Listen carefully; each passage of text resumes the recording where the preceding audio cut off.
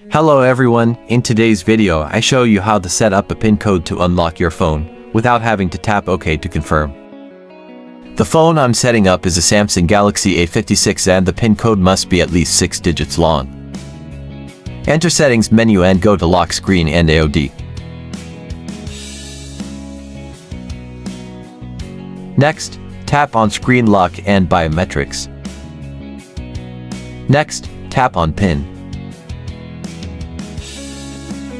I'll configure a 6-digit code, an option will appear below. Confirm without touching OK, which must be checked. My PIN code is 6 zeros. You must enter it a second time for confirmation. At the end press done to save it. If you want you can customize the lock screen notification, and after you press done. Thank you for watching. If it was useful, press the like button. Have a wonderful day and goodbye.